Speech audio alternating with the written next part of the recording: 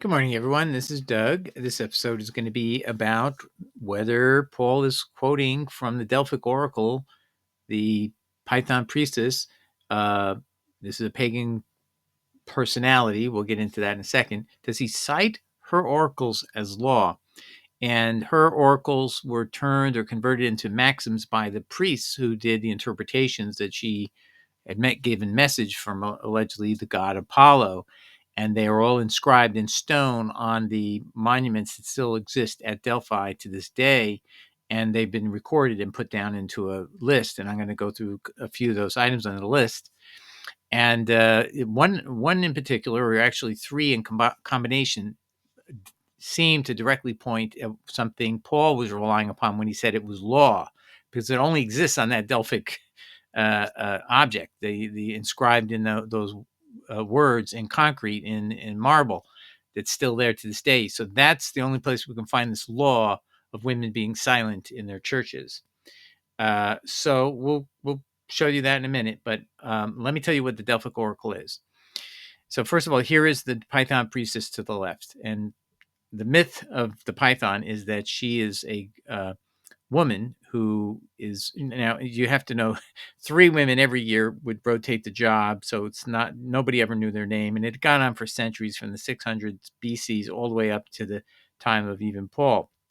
And Paul's going to encounter her, just so we'll show you that in a minute, in person when he's going through the area near Philippi, which is a sister location. Philip of Macedon had created a second location for the Python priestess to exist. And what the myth was is that Apollo is god of the sun. He had defeated the serpent, didn't mean Satan, just it's a god looking like a serpent known as the Python. And by defeating it, he could control it, and it had these inspired messages. Then she sits on a statue. You see her sitting here. Well, there's a image of a python beneath her, and the python is then communicating through her. There's ether all around, and basically she ends up falling on the ground into a trance. Okay, and so then in this trance, which she starts gobbledygooking, she starts having glossalia. No one can understand her, and always there had to be a priest to interpret what she's saying, just as Paul has in his congregations. You have people who speak glossalia, and you always, Paul says, you must have an interpreter. Same thing, trances, pagan activity, and then you have trances where you need an interpreter to tell you what the person said. So this is what she was doing, okay? And what I'm going to explain to you is it's very obvious that Paul had been to Delphi and read these words on the side of the building. But let's take a look at what this article says here. All right, so the article is called Delphi Maxims, the Delphi Maxims. The Delphi Maxims were inscribed at the temple of Apollo at Delphi and are said to have been delivered by Apollo himself, the god of the sun. This was son of god of Zeus, and then Apollo created heavens and earth, just so you know. Same thing you see in Colossians 1:15 through 17. The Zeus, God, created this son of God, Apollo, and he in turn created everything, and nothing was created that Apollo didn't make. And that's in the letter E by Plutarch, who's going to be a key person in what we're talking about here. He gives this insight into the Python priestess. Anyway, the Delphic maxims were inscribed at the Temple of Apollo at Delphi and are said to have been delivered by Apollo himself. The maxims are mere suggestions for pious living, not quite commandments, but really strong recommendations. They served as life guidelines for many Hellenic pagans. Okay, and this is the remnants of this temple system there. People came from all over the Mediterranean, whether Latin speakers or Greek speakers from all over the community, and maybe even from Judea, who knows? But this was traditionally a European cultural phenomenon. And she was someone, even the Roman generals would send messengers to ask her for her oracles. And by the way, people paid big money for her oracles. And then the Python priestess would ride on the ground for each one individually, and she would have a message, and gobbledygook, glossalia would come out of her mouth. And then the priest, and that included one person in particular that we know of, Plutarch, would serve this role of interpreter, and then that would be how the customer would get the message that she had, her oracle, as they called it. And they'd pay the money, and then they'd get the oracle. Now, I just want to show you, this is just a preview, because I have several maxims of the Delphi maxims that Paul seems to be quoting. And this one seems to be a combination of these three. Let me just tell you, there's a Rule 27 or Maxim 27 of the Delphic Oracle. Rule or guide or advise your wife. That's the maxim. Rule, guide, or advise your wife. 52, exercise silence. Exercise religious silence, like in a temple or something. 53, be religiously silent. Be silent. So the words actually just say be silent, but whatever. Now, when you put it all together, rule your wife, be silent. What do we see here? 1 Corinthians 14:34. The woman must be silent in the churches, for it is not permitted for them to speak, but they must be in submission, just as the law also says. Now, the law of Yahweh never says this. We'll show you what the law talks about, but it doesn't say women are silent in church. Absolutely not. And there's a reason for that. Just so you know, it's ironic. I can prove you who it's impossible God ever said that. Because there actually is the synagogue system was only created after the Babylonian captivity, and it wasn't announced by law. It was by basically Ezra the prophet simply gave his recommendations that since we've been without the law for 70 years in captivity in Babylon, let's get together each week and we'll read the law each week, and we'll learn back what we've been lost living in Babylon. So there wasn't any Torah provision about going to synagogue, and so they had to kind of create it as they went. So anyway, let's continue. That's verse 34 of 1 Corinthians 14. Let's read 35. But if they want to learn something, the women, let them ask their own husbands at home, for it is shameful for a woman to speak in church. Again, he's saying this is a law. Submissive, they're not permitted to speak because it's a law. Where is this law coming from? And when I was reading the maxims of the Delphic Oracle, it just seemed to me when you put these three together, it seems exactly what Paul is saying. Rule your wife, exercise silence, be silent. So you have to force your wife to be silent, and that's how you rule over her at the religious ceremonies when you're inside the temple oracles, in the temple where the oracles are being delivered. Very interesting, isn't it? Is it a coincidence? No, you'll see, because he quotes actually closely paraphrases other principles of the Delphic Oracle. So we'll get to that in a minute. So I just asked myself, well, let's just do a little research on the Torah using some AI assistance. So I asked the question, does the Torah require women to be silent in the synagogue? And it says, no, the Torah does not require women to be silent in the synagogue. Well, of course, there was no synagogue system. I know that sounds strange to people, but people would go to the temple, but that was basically a huge group activity of people standing and worshiping in the temple. That's not the same thing as sitting and listening to a service that we gotten used to. Well, that synagogue type service didn't even exist in the era of the Torah. But I digress. Then it says, in fact, Jewish women have been active participants in synagogue life throughout history. Let's keep reading. So I then said, well, wait a minute. I've seen TV shows showing the women sit in a different area of the synagogue, and this even was true in Jesus' time, supposedly, but it wasn't true. These are anachronistic statements that you see in these movies. So let's listen. So the librarians wrote an article, Chen Malul, in October 31, 2022, and he did studies on this. So the article is entitled Separation, the Origin of the Women's Section in the Synagogue.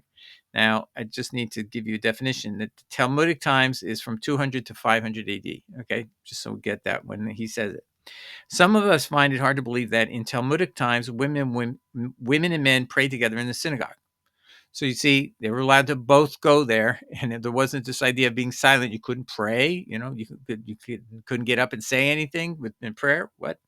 When did a separate gallery for women become mandatory in Orthodox synagogues? So that's what we've seen in movies, right? Jesus is preaching to people. The men are on one side and the women are on another. When did that really happen? Did it happen in Jesus' time? No. And how did the separation of men and women in the prayer service come about? When the synagogue was founded in the days of the Second Temple, that's the temple that was still there when Jesus was walking earth. Okay, so by the 100 AD period, let's say 50 AD period, the temple is there, the Second Temple they call it. There was no separate women's section nor any partition inside the physical structure. Therefore, according to the religious law of the time, women were required to sit and pray alongside the men. So at that time, no attempt to divide the women from the men, just sit together. Today, in most Orthodox synagogues, the presence of women in the same prayer space as men would be viewed as inappropriate. So the times have changed. See, they create new traditions. But in the time of the great Jewish sages, it was a routine occurrence, meaning they were together. So the time of Christ, the time of Gamaliel would be another example. They were sitting together. There was no division, even in that sense. But again, no silence imposed at all on any of this. Now, his research showed there was one community in Alexandria where they did separate where they sat. But Alexandria's in Egypt, and it could be an Egypt tradition that men and women sit separately. So let's just listen to what he says about that. The Jewish philosopher Philo of Alexandria told of synagogues in Alexandria where women and men prayed in the same hall, but in separate locations. Women's participation in prayer was an agreed and accepted practice, was not even affected by the prohibition against women's appearance in public. So clearly, if you're praying, you're speaking. You're speaking in the synagogue. You're speaking in church, what we would call church. So this idea that Paul is saying it was in the law was not even possible, because again, the law doesn't even have this type of synagogue service even existing until 600 BC, almost 700 years from the time Torah was given to Moses. So he's out of sync with the knowledge of God's word. But the law he is talking about is the only possibility you can see is right here. These three principles or maxims at Delphi. Now, before I go into all the Delphic oracle maxims that are in common that Paul also speaks about, is just let's look at what Paul's encounter in the book of Acts was with the Delphic oracle's sister in Philippi. Okay, so the sister, meaning in the sense of an affiliate in Philippi. Philippi is in Macedonia and that era, and Macedonia was reigned by Philip at one time, and he wanted to not be subject to the Greek Delphic oracle. He wanted to have his own oracle. Maybe he could influence her, and he created his own Delphic oracle, but it's now the oracle at Philippi. And so Paul is going to encounter the Delphic oracle sister at Philippi. Well, that oracle lady was under control of a demon, because Paul's going to cast the demon out, but he's going to wait a couple of weeks before he does anything. And he's going to take all the benefits, because, again, the most popular character in all of Europe is this Delphic oracle, meaning if you wanted to become a hero, a superstar, you needed her on your side. And that was a great power of the city. And anyway, but let's continue. So the Delphic oracle sister at Philippi, while under control of a demon, said Paul teaches, quote, the way of salvation of the Most High. And everybody goes, oh, see, this woman knew Paul was preaching God, Yahweh. No, she's talking about her God, Apollo. She's still under the influence of demon. She's still just defending her God, Apollo. And this is in Acts 16:18. Now, let's read what leads up to this. And it happened that we were going to pray. This is Luke is with Paul. He joins him in Acts 16. So people have to realize he isn't with Paul ever until Acts 16. All the rest of it is Paul's accounts to Luke, and he's just repeating things Paul said as history from Paul. Now he's in person witnessing these things with his own eyes. So this is a reliable account, obviously, because he was there. And it happened that we were going to pray. Some young woman who had a spirit of a python met us, who provided much work for her masters by divination. So he knew her as Python priestess, as everyone else did. By the way, here's a painting of the Python priestess, how the myth originated, where Apollo is going to attack this. I don't know if you can see this serpent here, but that's the python, and then Apollo's coming from the sky, and the sun is going to conquer it and get control of it and subdue it, so that the Python priestess can communicate with it on that seat, the tripod they call it, and we able communicated the messages all in glossalia. But again, you always have to have an interpreter, priest, to translate it or communicate it to the recipient who wants to get the oracle on a piece of paper. And then in return for money, the priest would hand it over. Okay, so let's continue.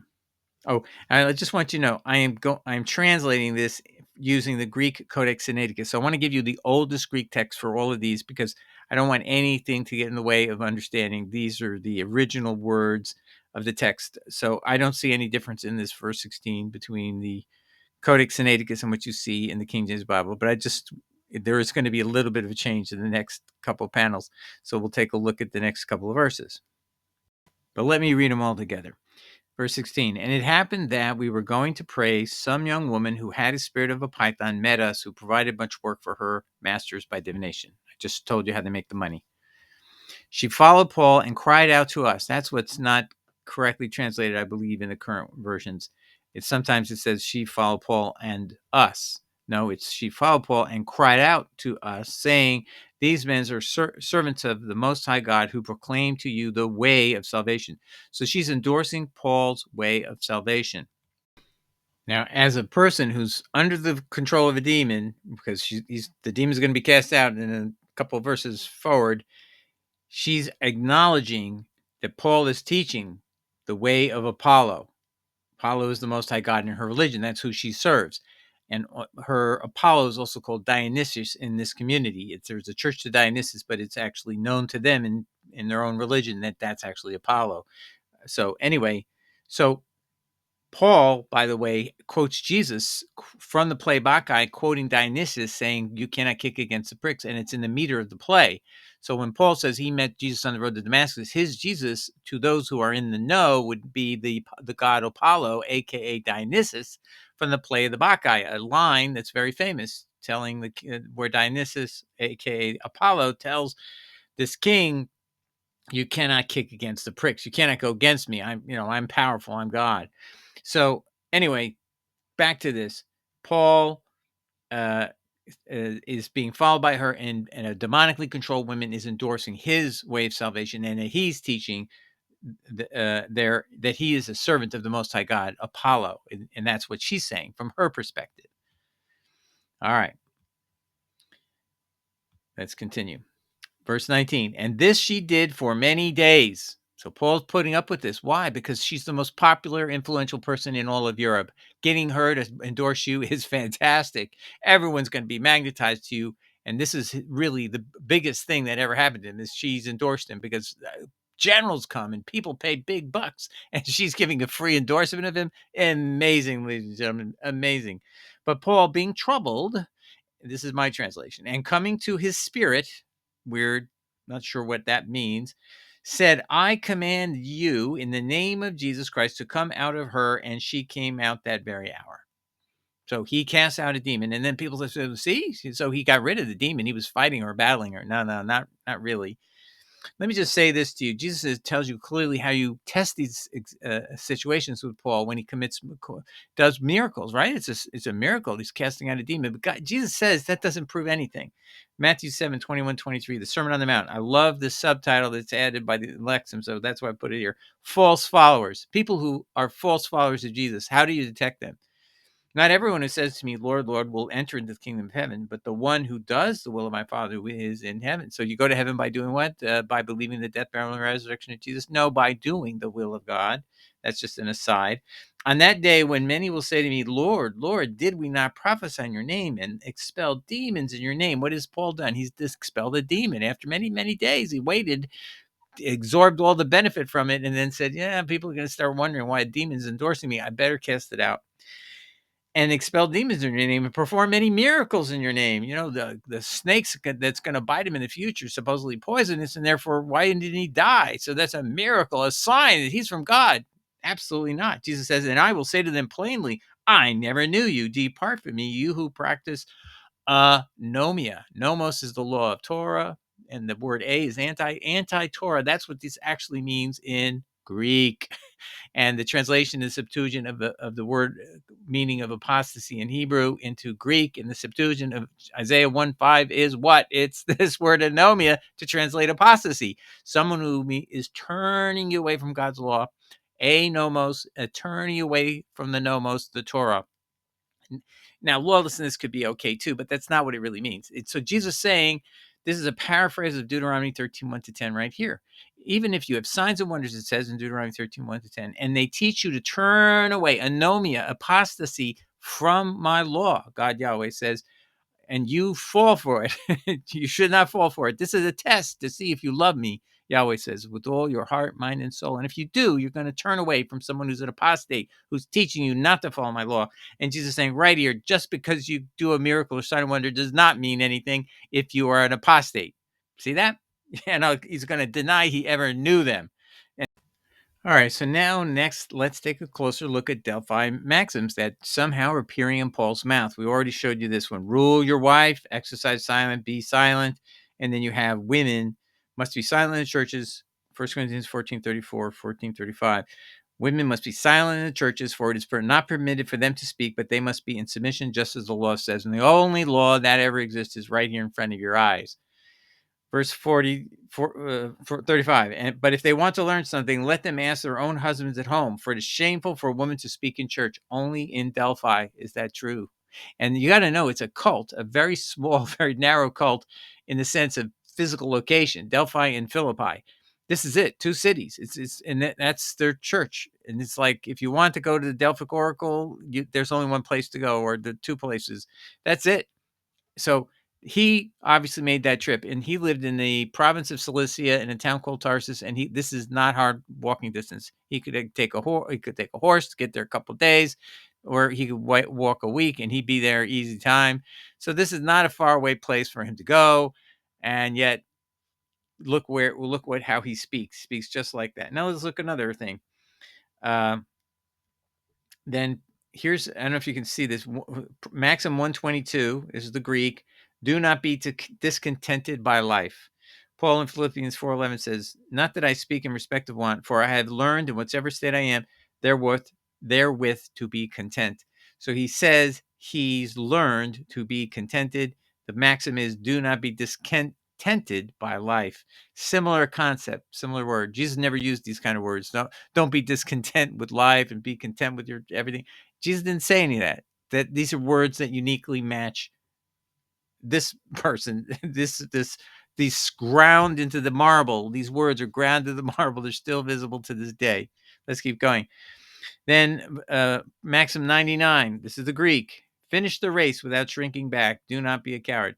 So the message is finish the race without shrinking back. Okay. That sounds a lot like, I have fought the good fight. I have finished the race. And so all these translations have it the same way. So what are we seeing? We're seeing, again, a replication of him using maxims that are known from the Delphic Oracle, where he probably had to stand and read all these 100 and some odd plus maxims, and they're into his head, and they come out. And that's why he sounds so eloquent, because he's actually using eloquent sources. And these are eloquent. They're nice maxims, many of them. I'm not saying they're not, but I think the way he read the rule over your wife, and take control, and practice religious silence, he found a way to match these two together and make it a law. That's what he did. Let's go look at this next one. Do not trust wealth. That's Maxim 101 at the Delphic Oracle in this building. Okay. 1 Timothy 6:17. Charge them that are rich in this world that they be not high-minded, nor trust in uncertain riches. Was it? Do not trust wealth. Do not trust wealth. Do not trust in uncertain riches. Same concept, just slightly worded differently. So similar. Then this one, Maxim 136. This is Greek, etched in stone over here. Deal kindly with everyone. Nice principle, by the way. 1 Corinthians 13:4. Love is patient and kind.